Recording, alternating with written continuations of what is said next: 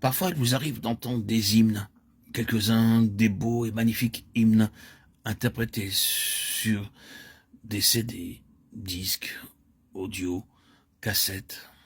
Ces hymnes peuvent être chantés par deux sortes de gens. Certains d'entre eux peuvent être chantés par un chœur très capable et très artiste, avec une technique parfaite, un art merveilleux, une harmonie magnifique, et par de superbes voix. Par ailleurs, d'autres peuvent ne pas être chantés avec toute cette habileté professionnelle, tout cet art ou tout ce niveau vocal et cette qualité de voix.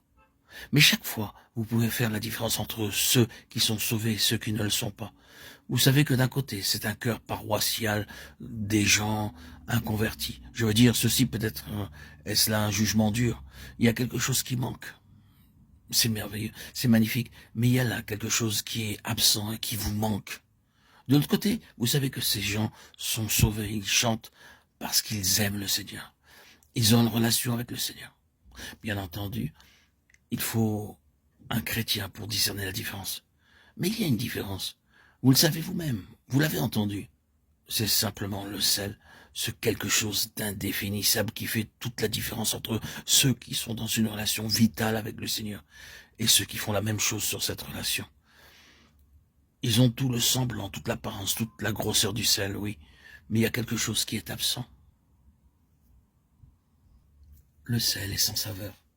Nous ne voulons pas simplement une technique, une doctrine correcte et juste, une pratique chrétienne convenable, des formes, des liturgies et tout le reste.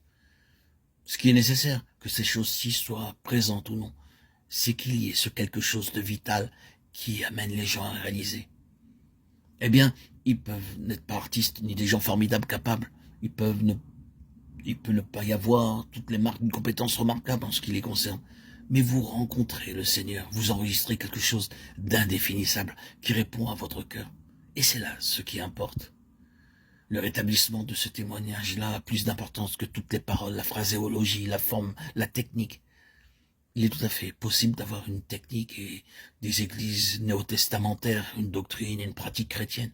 Mais cependant, il manque ce quelque chose qui rend témoignage. Et c'est le témoignage qui doit être établi. Donc, nous voyons que le problème est celui de la vie. Or, en vue d'obtenir cela, Dieu doit souvent prendre des mesures très strictes.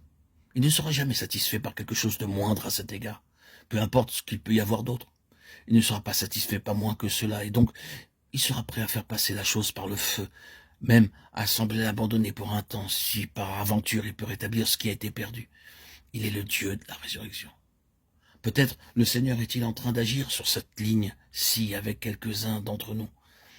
Il y avait davantage de sel à un certain moment qu'il y en a maintenant. Il y avait plus de mordant dans notre témoignage qu'il y en a maintenant. Le Seigneur peut nous conduire à travers une voie difficile, ou peut-être n'y a-t-il jamais eu ce mordant que désirait le Seigneur, et le Seigneur tente de nous enseigner qu'il est le Dieu de la résurrection, que nous sommes impuissants, inutiles, indignes, jusqu'à ce que Dieu lui-même agisse et que nous crions pour ce quelque chose-là, que lui seul peut accorder. Quoi qu'il en soit, c'est ce que le Seigneur veut. Et il agira avec nous en toutes circonstances, de cette façon ou d'une autre, avec ce but en vue. Ces façons d'agir auront pour objectif qu'à la fin, il y ait un témoignage à son triomphe absolu sur le pouvoir de la mort, ce que seul le Seigneur peut faire. Et si vous ressentez aujourd'hui que vous en êtes là, que seul le Seigneur peut accomplir cela, croyez-moi, vous vous trouvez dans une position remplie d'espoir. Si jamais vous ressentez qu'il faut un miracle pour réaliser une certaine chose, vous vous trouvez alors dans la position juste pour demander à Dieu de l'accomplir.